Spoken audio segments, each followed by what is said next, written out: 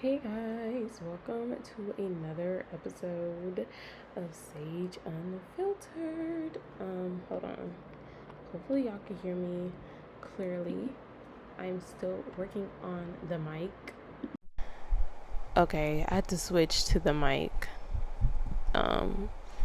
It was not connected, allegedly, according to the computer.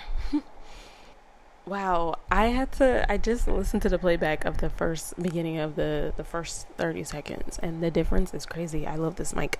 Anyways, so today's episode is episode 5, I think so. Yes, episode 5. And today we're going to be talking about the things I'm trying to heal from that I don't talk about often. And the reason why I wanted to make this a topic for today, don't mind me, I'm trying to adjust. Hold on guys, give me like one moment.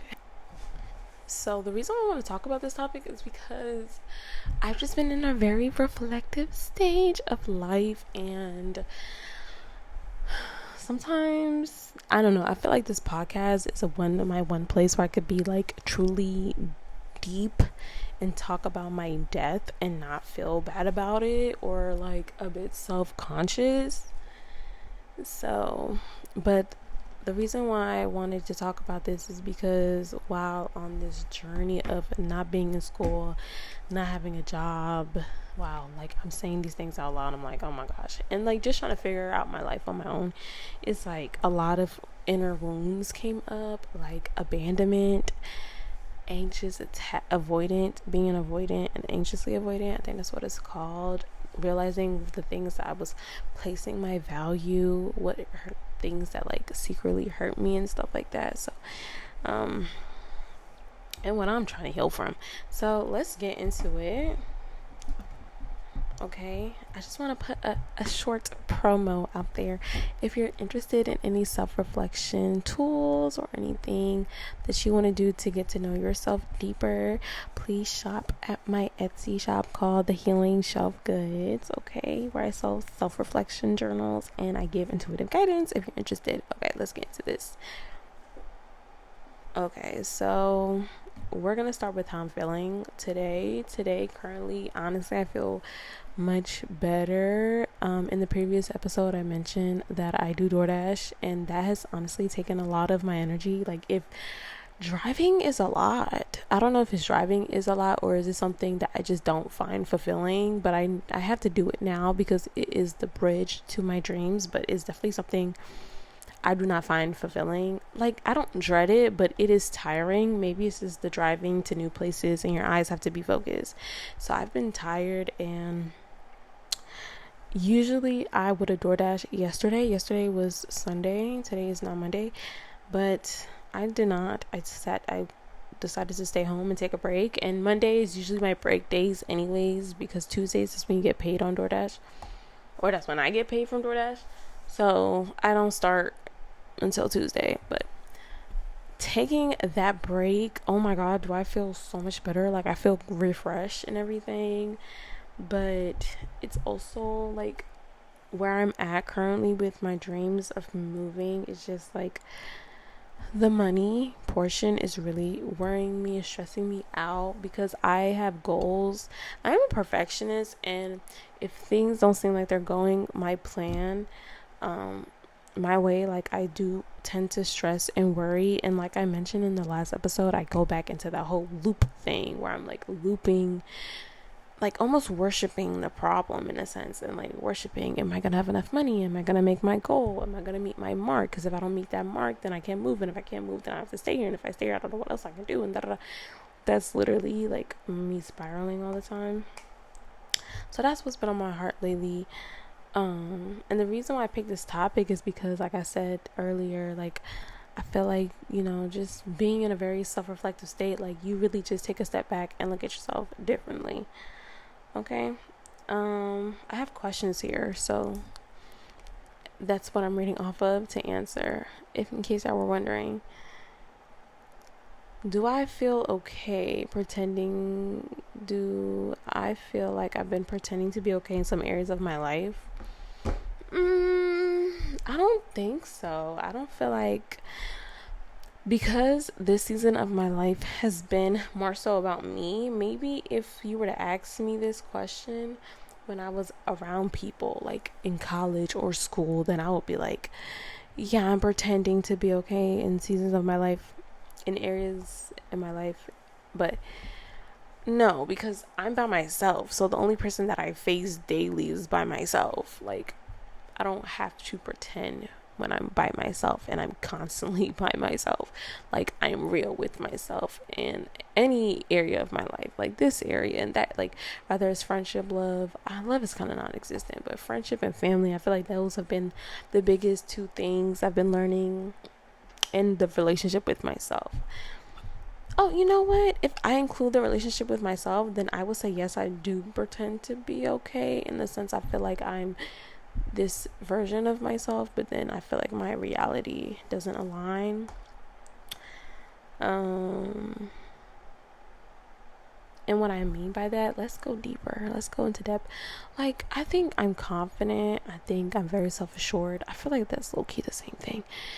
Confident, self-assured, a go-getter. Everything that I want, I get it. Everything I want, I do. I feel like that's how I may look, how I perceive myself as well. But then my day-to-day is like this constant thinking and this constant spiraling and this mental. Most of my problems are mental, and I'm not saying like I'm depressed or anything, but like I deal with a lot of mental anguish. Is that the word? Like a lot of mental anguish, a lot of mental spiral. Like, I just have a pent size condo in my head. It's so big that it just clouds my judgment. I could be so logical, so analytical, that it's so hard to jump out on faith and emotions. But like, I know, but like, I don't know, I feel like I do whatever I want to do, but people don't see me like, oh no, actually I sat on this idea for like 3,000 days before I decided I was going to do that.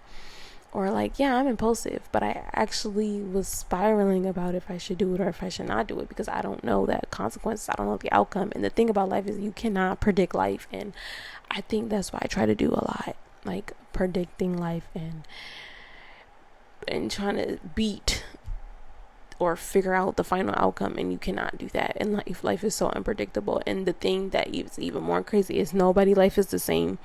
Like, people may live similar lives, but we all took different steps to get there. Like, think about things as like graduating college, right? There's gonna be a time in my life where I meet everybody who probably we all have psychology degrees, but actually college is a perfect example. Like, I had a classmate who she was like 79 years old, right?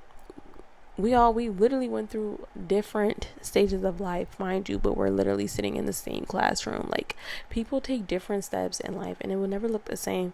And sometimes, like I said, like, we try to or I can't talk for y'all, but I try to figure out the outcome and what is life gonna look like in X, Y, and Z.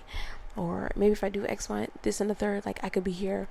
But like, I don't know, because the also thing is being human, and we just switch all the time. We evolve all the time, and we realize I don't want to do that anymore. So I don't know.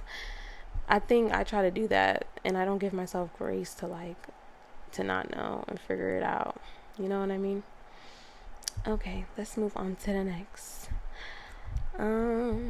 What are some things I'm trying to heal from that I don't say out loud? Maybe like abandonment. Like, something that I've realized that is at my core is my abandonment wound, and how it like kind of follows me. Like, I kind of see my wounds as ghosts at this point.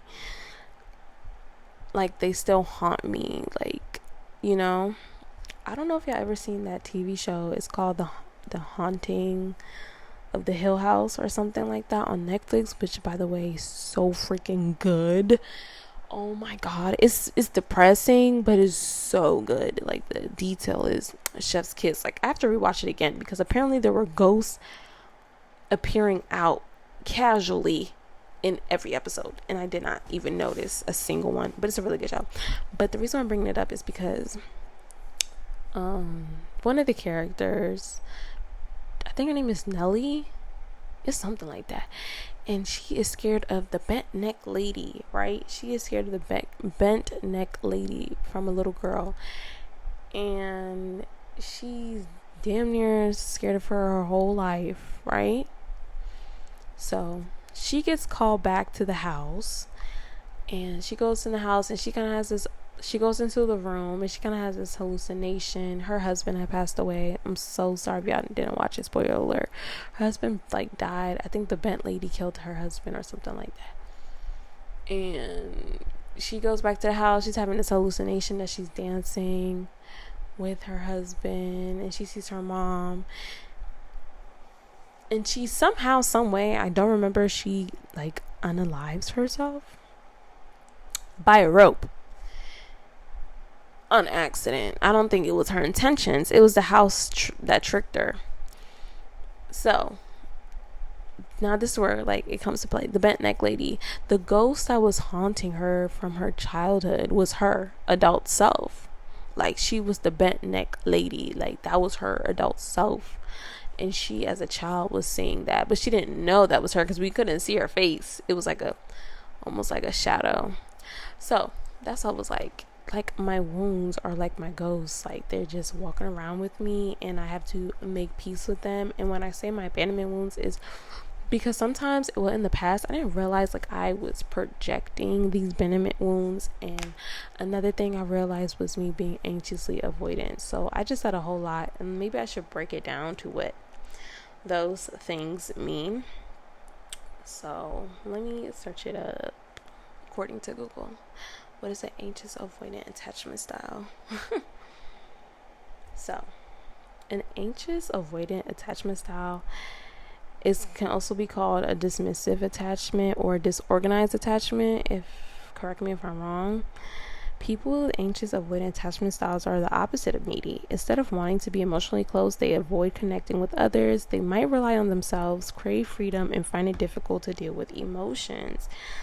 They can experience intense emotional reaction that can feel overwhelming and out of control, fearing abandonment, but also fearing being trapped in a relationship.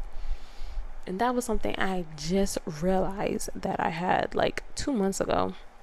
And having an abandonment wound, because I do want to touch on that. Just give me a moment, guys. Okay, and having an abandonment wound, according to Google, is a deep emotional scar resulting from the experience of being abandoned, rejected, or neglected, often in childhood. This wound can significantly impact the individual's sense of self, their relationships, and their ability to form healthy attachments. It's characterized, my bad, by a fear of being left or rejected, leading to various coping mechanisms and relationship patterns, right? I know for me in my romantic relationships and even my friendships when I was a bit younger, is emotionally unavailable people, like, or people that just seem to fucking hate my damn guts, apparently, allegedly. And the reason why, like, I feel like I'm healing those wounds, or I don't talk about them often, is because I don't know if I actually have the space to talk about them.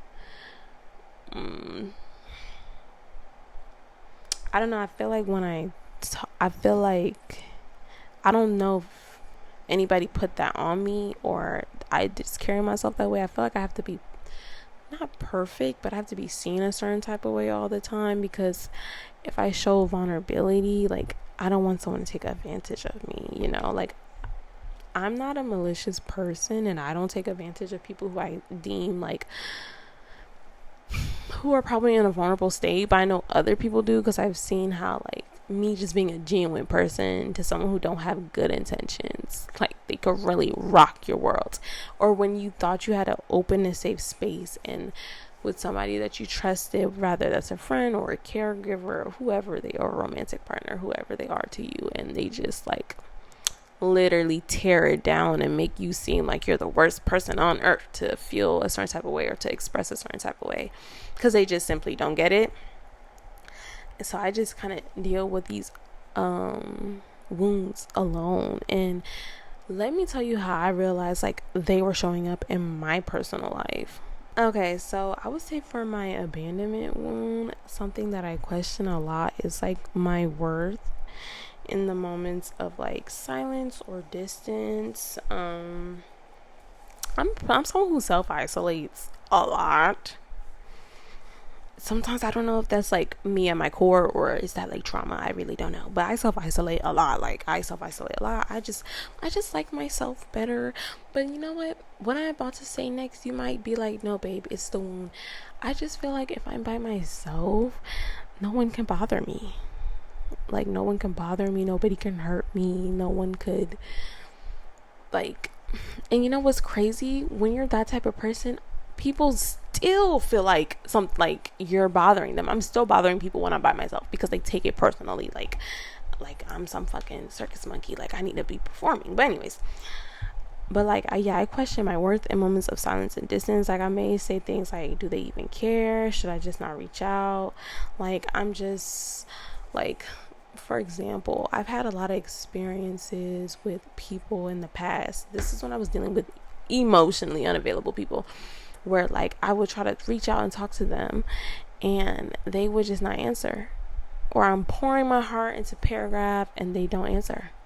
They ghost me. They just ghost me. Or like when I do speak on how I feel, it's like it gets like stomped on or like dismissed, and I'm like, dang, what's even the point, you know? Or like people saying I'm too much. I've definitely been called too much, intense. That stuck with me. I remember one time my ex-boyfriend, he was going on Twitter talking about me, and he was saying how other people, I guess he's talked to me about other people and they've called me intense, and that has literally stuck to me to this day. Like to this day I'm like, am I intense? I don't even know what that means. I almost reached out a demon. I was about to like start tweaking just thinking about that. Anyways, but that's I don't know. Let me gather my thoughts. Or another thing I do with my abandonment wound is like I just anticipate rejection before it happens. Like with friends or people that care about me, I might say things like, oh, they're probably not going to respond anyway, or they probably don't care about what I'm going through or how I'm feeling. Like I don't even give people the chance to be close to me. Like I just push them away. Or like even with family, like they express wanting to spend time with me, but I may feel like it's just overwhelming, so I just push them away or keep them at a distance, like because I just don't want to be hurt, you know. But that might be so much of my avoidance. Or like I crave deep reassurance, but I don't ask for it directly because I don't want to come off as being too strong or too intense or too much. Like I've definitely gotten like I'm clingy, but like when I look back on the situations that I've been by people who've been calling me that, or even being told I'm sensitive. I've definitely been told I'm sensitive, or like I'm too emotional, and like that hurts. I'm not gonna lie, that hurts. Like because I'm just an emotional. I don't see emotional as a negative thing. I'm just someone who's really in tune with my feelings. And also, like when I look back on those people that have called me those things, they're literally emotionally unavailable. So I don't give a fuck. Now I don't, but in those moments it was hurt. Like that actually hurt. Like it made me like really hurt. Like it made me feel like I have to be strong, or like I second guess how I feel. Like do I deserve to feel those feelings, or like, you know. Now we're gonna move on to my like anxiously avoidant attachment, where like I crave closeness but I feel overwhelmed once it's offered. Like if someone, like I mentioned earlier, like somebody wanting to see me, but then I feel exposed. Like I feel exposed if they actually do. Like, wow, like you see me for who I am, like, but because that makes me feel like, do you still like me in my flaws and all? Like, because I feel like people say that they're willing to accept people, but it's a certain version that they are willing to accept. and I feel like even I am the same way too, because I wouldn't accept someone who's like verbally abusive. I'm not gonna lie, but not to be that extreme. But like, we all have our flaws, or we all have our imperfections. Sometimes, if you didn't grow up in a space that celebrated that or celebrate all of you, it's really hard to like want to be seen. I tend to like hyper analyze my connections. Like I say, guys, I literally live in my head penthouse view. Like sometimes I'm like, should I reach out? Am I doing too much by asking a question?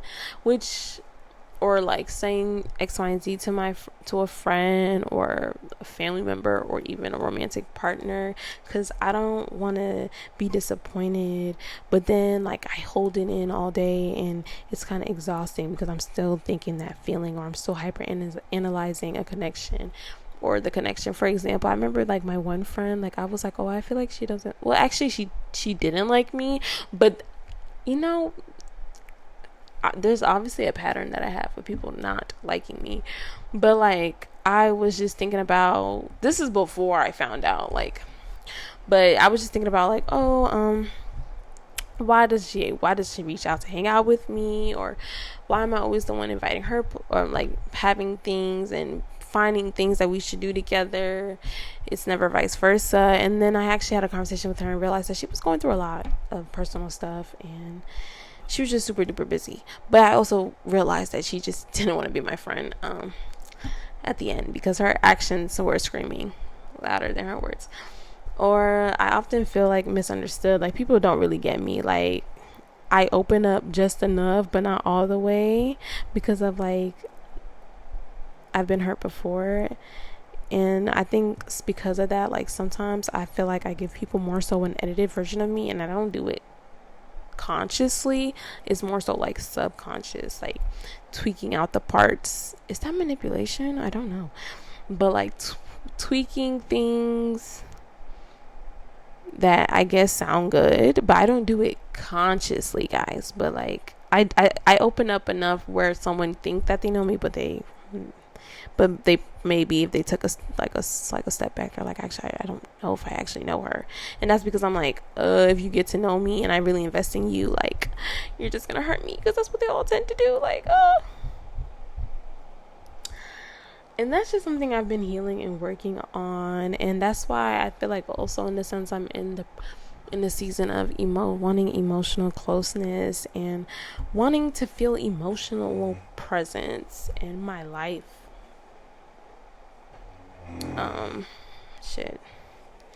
And I feel like the reason why I don't talk about it to other people or bring it up, like even in therapy, I don't really talk about it, is because I kind of feel unworthy, in the sense like almost like ill or pathetic. Like I have these wounds, like I'm not perfect, like I have these traits about me that dictate how I see my perception of life. But it's like, it's not ill and it's not bad. I've had experience in life that obviously brought me here, and I'm old enough to sit down with them and realize like I could actually do something about it. I could work on it. I could heal on this. But what I think I also need is to give myself grace, and to find people that will give me grace when they see me operating in that way, as long as it's not harmful towards them or the relationship. And I just heal those things quietly. Like sometimes when I do feel a certain type of way, or where I'm like, let's say like I text my friends and they don't respond fast enough or in a timely manner, I guess, and I get hurt, like I allow myself to feel that hurt. Like they could be busy and they probably don't have no ill intention, like they're probably busy, but I allow myself to feel that hurt because I know like, oh, it's just coming from my abandonment wound. I remember one time I liked this guy who also didn't treat me like shit, guys. I'm telling you, like I was going through finding emotionally unavailable people in my early 20s, even though I'm like 23 right now. But I was talking to this guy, and I remember we were going to talk, right? We were going to talk about what we had going on, and He was a professional gaslighter. We're going to talk about what we had going on. And I was like, finally, I have written everything I wanted to say about him, how I felt about him. And he ghosted me. Like, he stood me up when I was like, okay, I'm ready to talk. Where can I meet you? He stopped responding. And he did this to me several times. Like, oh my God. I'm trying to be vulnerable. I feel like, damn, like, you couldn't waterboard me this information out. But I don't think it's that bad. Like, but it's the real. That's like my real life. That's something I actually went through. That's an actual experience that I actually went through. And I was so hurt. I was so hurt. I went home and I cried about it. But I wasn't crying because I got stood up. I'm crying about because I felt like I got rejected. I got turned down. I was open and vulnerable to you in multiple ways. And you just broke my heart. And that triggered the fuck out of my abandonment wound. And it also triggered my anxious and avoidant attachment style because I was overly giving. I was overly giving him chances. I was trying to present myself to be a certain type of way. The girl that I thought he may wanted or may be interested, just so I can get a slither of his attention. Mind you, I would never do none of these things now. Like, that situation really taught me I had to sit myself down after that, because I was turning into somebody that I did not recognize, all for someone who doesn't value my worth, someone who doesn't see me for who I am, someone who wasn't interested in getting to know me at my core, just to experience me. That's literally because all we did was get intimate. So, like, I don't know why I so heavily liked him, but I'm not gonna bash my past self because she didn't know better, but I do now. So I'll bash my future self, but my past self, she didn't know better. I had to go through that to realize, like, this type of person who was hot and cold. Even with my ex-boyfriend, oh my God, my ex-boyfriend was so hot and cold. He used to trigger the fuck out of my abandonment wounds, and I did not know that at the time like I do now. Now I would never date my ex-boyfriend. I would never even look his way, not just physically, but also like personality wise.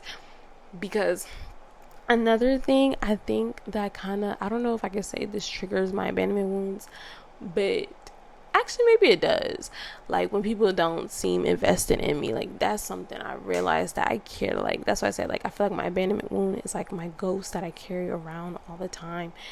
Because when people don't seem invested in me or in my life, or they don't ask me questions about myself, like, I say that a lot. Like, I don't feel like people ask me questions about myself. Maybe somebody may be like, okay, but like, when I say that, like, I hold that really deeply to me, because it's like, you don't see me, and it makes me feel rejected, and it makes me feel like, why am I not enough for you? Like, why am I not enough for you to want to get to understand me and to see me? And why don't you want to be in my life? And that has like nothing to do, I mean, yeah, like, that hurts, but that doesn't have nothing to do with them. It obviously has to do with my childhood and other, like, situation that I've experienced that made me feel that way. That when people who also aren't worthy of my time, who are also emotionally unavailable, trigger that, like, it makes me have these thoughts, and I was tying my worthiness to how people treated me, when I realized down the line is people can treat you all types of way, but it literally has nothing to do with you. Because now that I have a degree in psychology, not saying I'm a therapist or anything, but now that I actually taken the time to study human behavior and emotions, and actually analyze conversations, and realize, like, when you talk to people who treat people poorly, you realize that they are not happy with themselves quickly. And it took for me to just experience more life to realize, like, yeah, he did stood me up, but he was never invested in me, because he's not as deep within himself.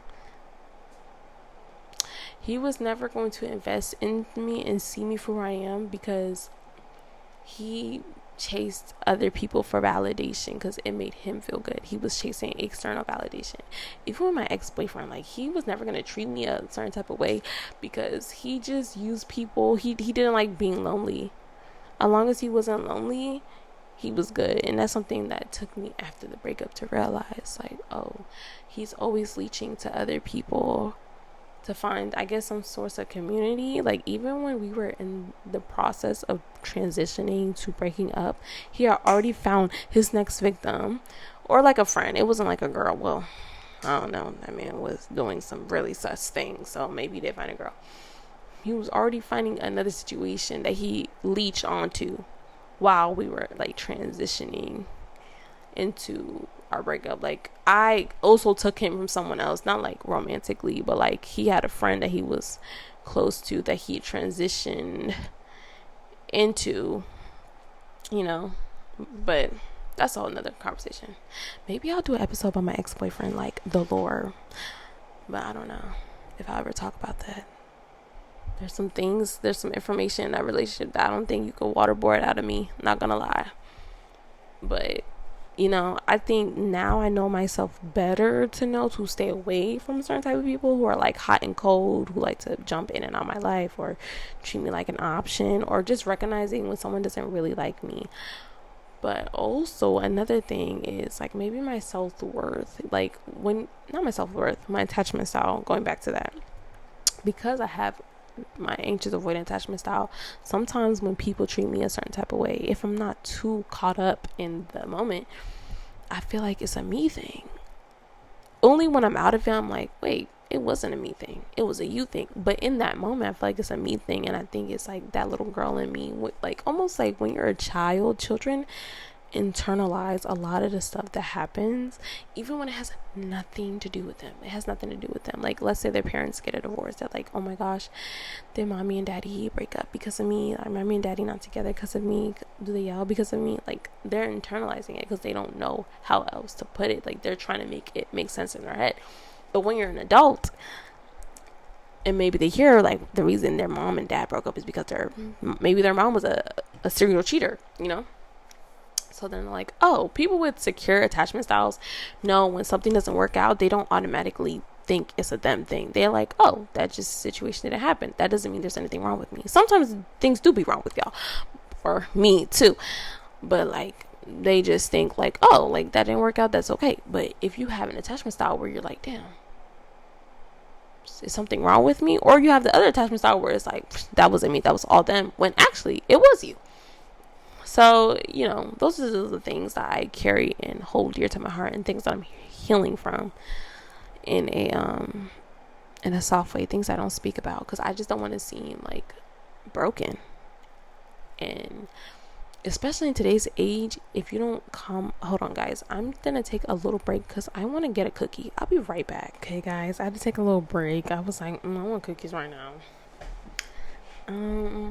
Do I remember what we were talking about? No, but I do remember what we were talking about. I had to re-listen to the last clip because I'm like, what were we talking about? But yeah, like I was saying, in today's world where everybody wants you to seem perfect, and like they got their head on straight and that they're making good decisions, do you see how they be bashing people if they make a mistake? A perfect example of that, well, I don't know if it's a perfect example of that. Like, let's say, oh my gosh, Love Island, Huda. I don't know if y'all watch Love Island, but Huda with Jeremiah, you could obviously tell Huda has been through some stuff. She has an anxiously attachment style. She, all types of things, like, and they were bashing her and saying that she was crazy and da-da-da.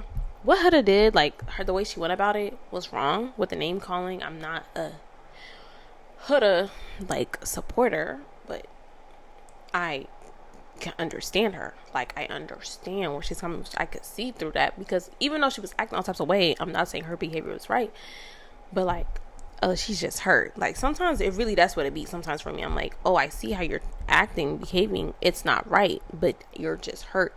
And sometimes the amount of hate that she got and received and was being dragged, and even her child on the internet, was insane, all because of her behavior. Like I said, it wasn't right. But if we had sympathy and empathy and stop pretending, like, some of y'all too have acted the same way as her act, probably even worse. People always talking about crashing out. But when somebody crashes out, and you're not better than someone just because we don't get to see your intimate moments, your crash out moments, just because they're on TV. You know what I'm saying? So the internet likes to pretend that they're so perfect and they could do no wrong. Another example is like when young women get pregnant and they're like, wow, a baby no ring, he gonna leave you, da da da. Like, whoa, this is a vulnerable time right now. Like, guys, calm down. And it also made me realize, like, damn, society hates women, but that's another conversation.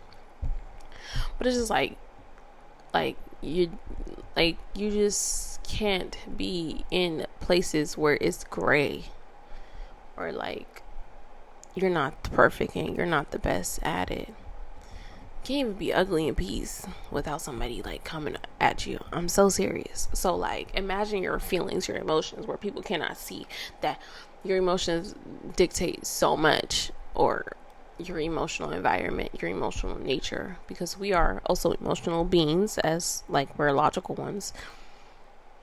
And like me opening up about that, like I'm me thinking about if I were to open I feel like if I were to open up about that to the wrong person, like they're gonna take advantage of me, they're gonna try and play me, and I don't want that to happen to me. So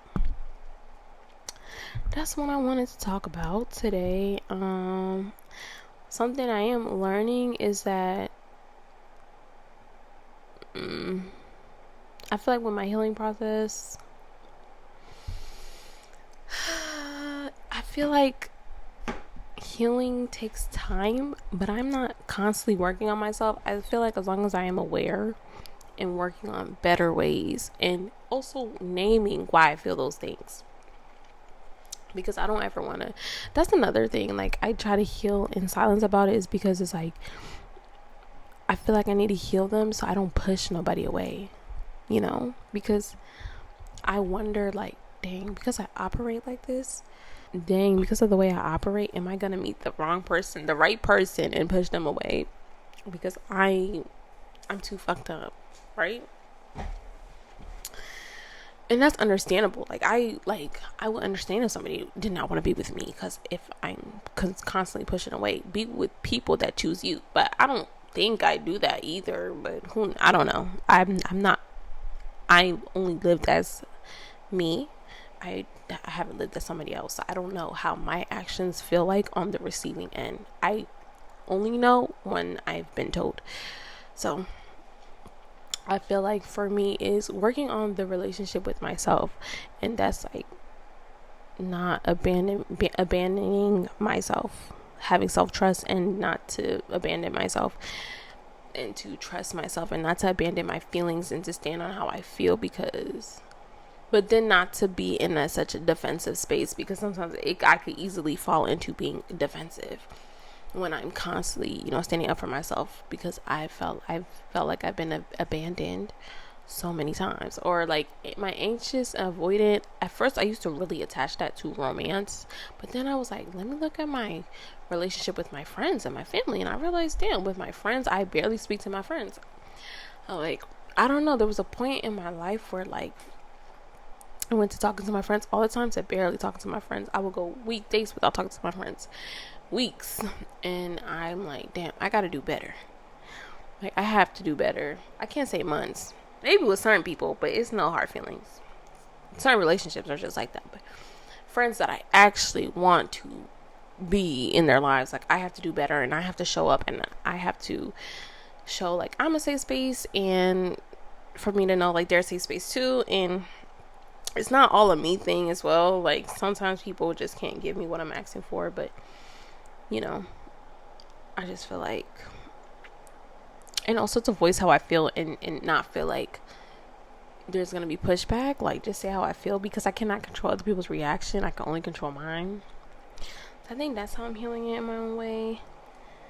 The support I wish I had when I go through these things, I wish I had more support on my emotions, and I wish I didn't have support when I accomplish something, or I'm already on the other end of it. I wish I had support in my ugly and in my messy. But sometimes I wonder, am I showing up in those versions of me to receive that support?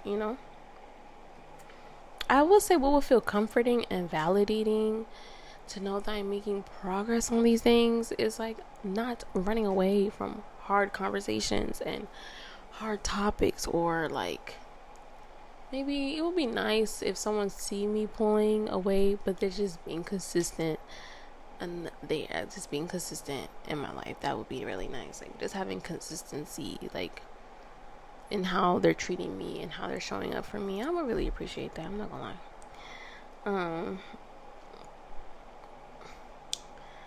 Do I have days where I feel proud even if things aren't fixed? I don't know. I feel like, especially with abandonment, I feel like certain wounds are forever. I'm not gonna lie. I'm not saying they can't be fixed, but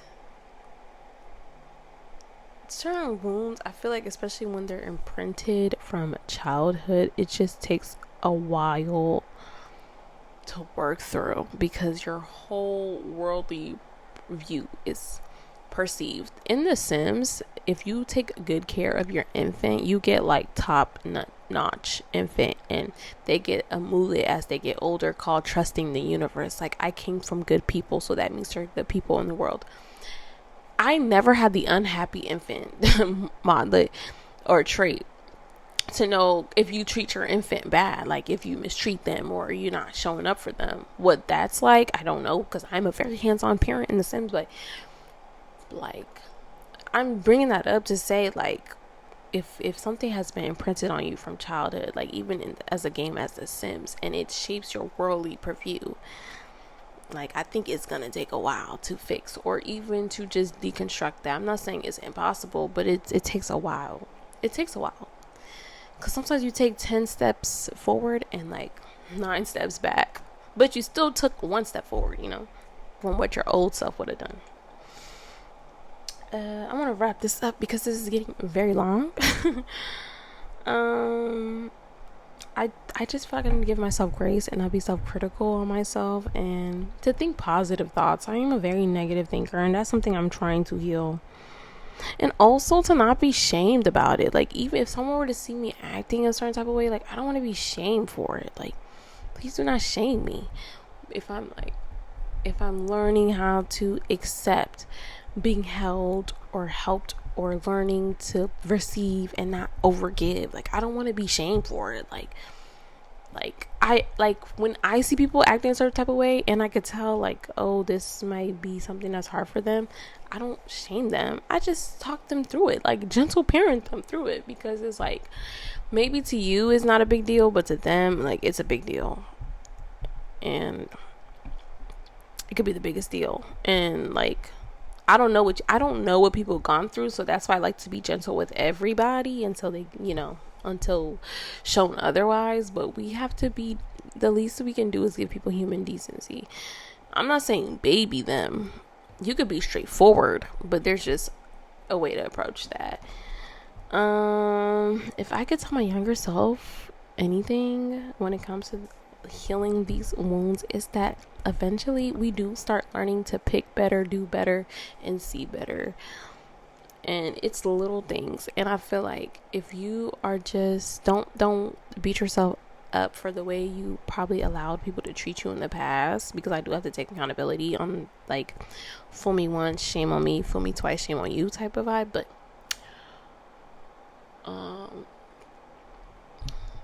everything was a learning experience. Was it hurtful? Yes, but we got through it.